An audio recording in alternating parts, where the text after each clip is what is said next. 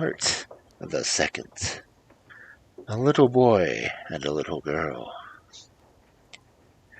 In a large town where there are so many houses and inhabitants that there is not room enough for all the people to possess a little garden of their own, and therefore many are obliged to content themselves with keeping a few plants in pots, there dwelt two poor children, whose garden was somewhat larger than a flower pot. They were not brother and sister, but they loved each other as much as if they had been, and their parents lived in two attics exactly opposite. The roof of one neighbor's house nearly joined the other. The gutter ran along between, and there was in each roof a little window, so that you could stride across the gutter from one window to the other. The parents of each child had a large wooden box in which herbs grew for kitchen use. So they had placed these boxes upon the gutter, so near that they could almost touch each other. A beautiful little rose tree grew in each box. Scarlet runners intertwined their long shoots over the windows, and uniting with the branches of the rose trees, formerly a flowered arch across the street. Boxes were so very high, the children knew that they might not climb over them.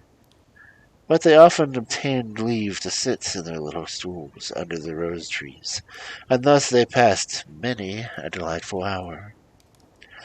But when winter came, there was an end to these pleasures. The windows were left often frozen over, and they heated halfpence on the stove and held the warm copper up to the frozen pane, and thus a little round peephole behind which would sparkle a bright, gentle eye, one from each window. The little boy was called Kay. The little girl's name was Gerda. In summertime, they could get out of the window and jump over to each other. But in the winter, there were stairs to run down and stairs to run up, and sometimes the wind roared and the snow fell without doors. "Those are the white bees swarming there," said the old grandmother. "Have they a queen bee?" asked the little boy, for he knew that the real bees have one. "They have," said the grandmother. "She flies yonder where they swarm so thickly. She is the largest of them, and never remains upon the earth, but flies up again into the black cloud.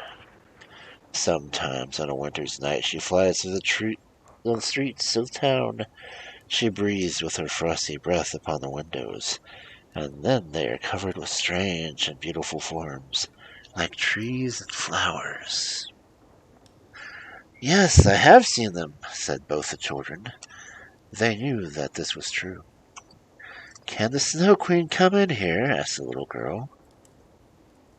"If she do come in," said the boy, "I will put her on the warm stove, and then she will melt." And the grandmother stroked his hair and told him some stories. That same evening, after little Kay had gone home and was half undressed, he crept upon the chair by the window and peeped through the little round hole. Just then a few snowflakes fell outside, and one, the largest of them, remained lying on the edge of one of the flower pots. The snowflake appeared larger and larger, and at last took the form of a lady dressed in the finest white cape, her attire being composed of millions of star-like particles. She was exquisitely fair and delicate, but entirely of ice, glittering, dazzling ice. Her eyes gleamed like two bright stars, but there was no rest or repose in them. She nodded at the window and beckoned with her hand. The little boy was frightened and jumped down from the chair. He then fancied he saw a large bird fly past the window. There was a clear frost next day, and soon afterward came the spring. The trees and the flowers budded, the swallows built their nests, the windows were opened, and the little children sat once more in their little garden upon the gutter that ran along the roofs of the houses. The roses bloomed beautifully that summer, and the little girl had learned a hymn in which there was something about roses. It reminded her of her own, so she sang it to the little boy, and he sang it with her. Our roses bloom, then fade away. Our infant Lord abides alone. May we be blessed to see his face, and ever little children be. And the little ones held each other by the hand, kissed the roses, and looked up to the blue sky, taking away all the time. What glorious summer days were those! How delightful it was to sit under those rose trees, which seemed as if they never intended to leave off blossoming. One day, Kay and Gerda were sitting, looking at their picture book full of birds and animals, when suddenly the clock in the old church tower was just striking 5. Kay exclaimed, "Oh dear! Was that the shooting pain in my heart? And now something has certainly got into my eye!" The little girl turned and looked at him. He winked his eyes. No, there was nothing to be seen. "I believe it is gone," he said. But gone it was not. It was one of the glass splinters from the magic mirror. That wicked glass mirror which made everything great and good reflected in it to appear little and hateful, and which magnified everything ugly and mean. Poor Kay had also received a splinter in his heart. It would now become hard and cold like a lump of ice. He felt the pain no longer, but the splinter was there. "Why do you cry?" asked he. "You look so ugly when you cry." "There's nothing the matter with me. Fie!" exclaimed he again. "This rose has an insect in it. And just look at this. After all our ugly roses, this is an ugly box they grow in."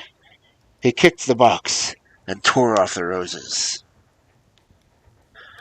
"Okay, what are you doing?" cried the little girl. But when he saw how it grieved her, he tore off another rose and jumped down through his own window, away from his once dear little Gerda. Ever afterwards, when she brought forward the picture book, he called it a baby's book. And when her grandmother told stories, he interrupted her with a "but," and sometimes, whenever he could manage it, he would get behind her, put on her spectacles, and speak just as she did. He did this in a very droll manner, and people laughed at him. Very soon he could mimic everybody in the street.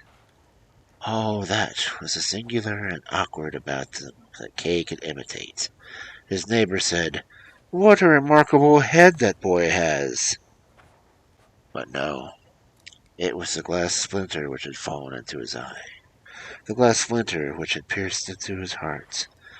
It was these which made him, regardless whose feelings he wounded, and even make him tease the little Gerda who loves him so fondly. His games were now quite different from what they used to be. They were so rational.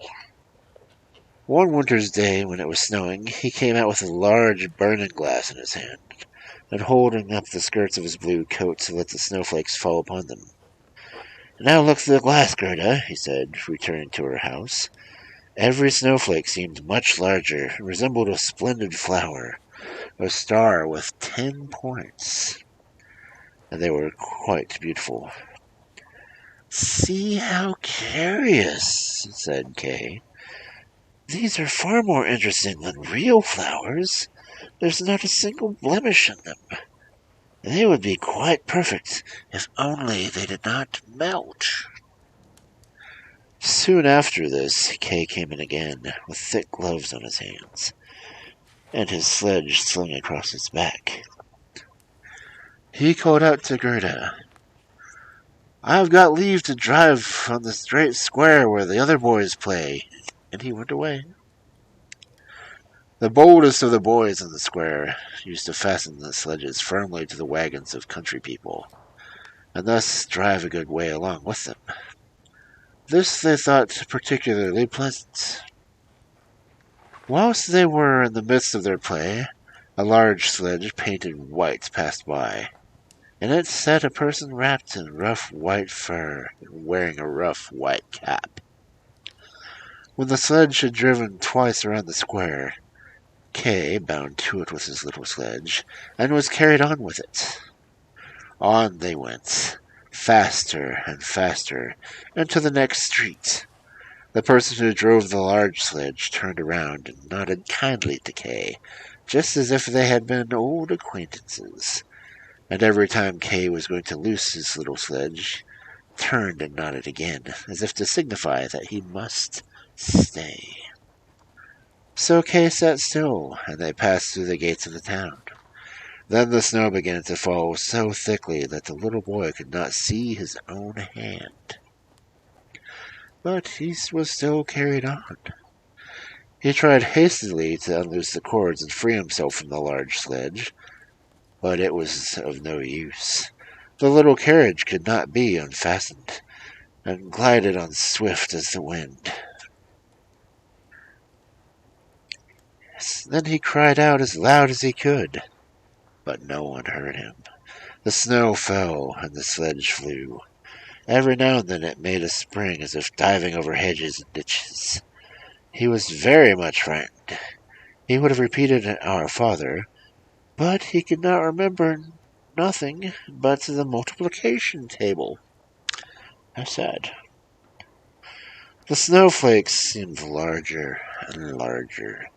At last they looked like great white fowls. All at once they fell aside.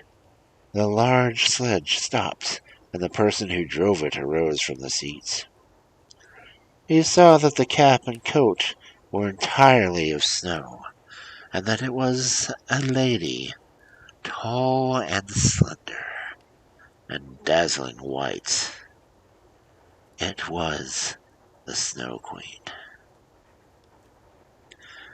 "We have driven fast," she said, "but no one likes to be frozen.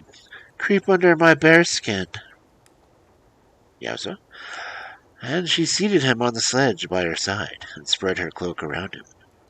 He felt as if he were sinking into a drift of snow. "Are you still cold?" asked she, and then she kissed his brow. Oh, her kiss was colder than ice. It went to his heart, although that was half frozen already. He thought he should die. It was, however, only for a moment.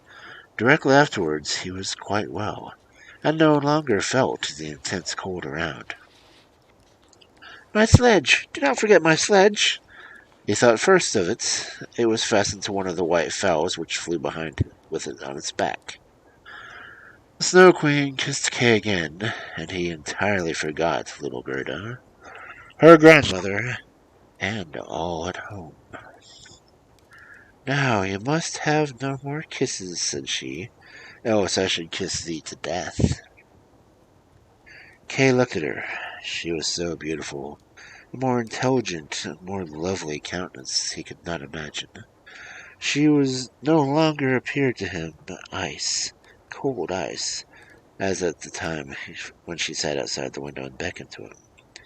In his eyes she was perfect, and he felt no fear. He told her how well he could reckon in his head, even fractions, that he knew the number of square miles of every country, and the number of inhabitants contained in different towns. She smiled, and then it occurred to him that, after all, he did not yet know so very much. He looked up into the wide, wide space, and she flew with him high up into the black cloud while the storm was raging. It seemed now to Kay that he was singing songs of olden time. They flew over woods and over lakes, over sea and over land. Beneath them the cold wind whistled. The wolves howled. The snow glittered, and the black crow flying, cawing over the plain. whilst above them shone the moon, so clear and tranquil. Thus did Kay spend the long, long winter nights. All day he slept at the feet of the Snow Queen.